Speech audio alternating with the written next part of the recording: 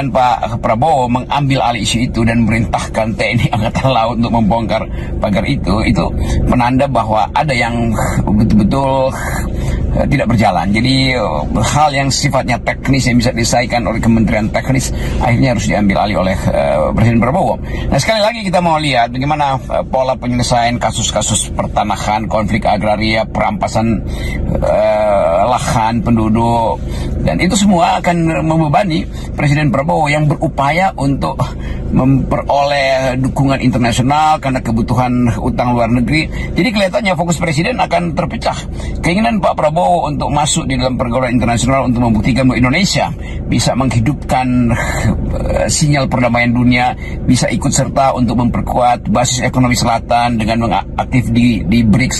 Kan kelihatannya hal-hal yang seharusnya dibebankan misalnya pada wakil presiden misalnya itu tidak dijalankan. Kan cukup wakil presiden yang melakukan fungsi pemantauan soal Pandai Indah Kapuk. Kenapa wakil presiden tidak dilibatkan misalnya, atau tidak ambil inisiatif untuk sekedar memberi sinyal pada pers bahwa pemerintah concern dengan isu yang udah viral di Pantai Indah Kapuk? Kan dua itu kan petunjuk bahwa wakil presiden memang tidak punya kapasitas untuk mengambil inisiatif menyelesaikan soal itu.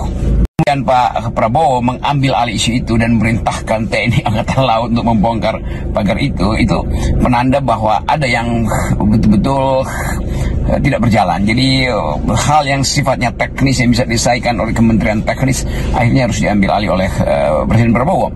Nah, sekali lagi kita mau lihat bagaimana pola penyelesaian kasus-kasus pertanahan, konflik agraria, perampasan lahan penduduk, dan itu semua akan membebani Presiden Prabowo yang berupaya untuk memperoleh dukungan internasional karena kebutuhan utang luar negeri. Jadi kelihatannya fokus Presiden akan terpecah. Keinginan Pak Prabowo untuk masuk di dalam pergaulan internasional untuk membuktikan bahwa Indonesia bisa menghidupkan sinyal perdamaian dunia, bisa ikut serta untuk memperkuat basis ekonomi selatan dengan mengaktif di BRICS.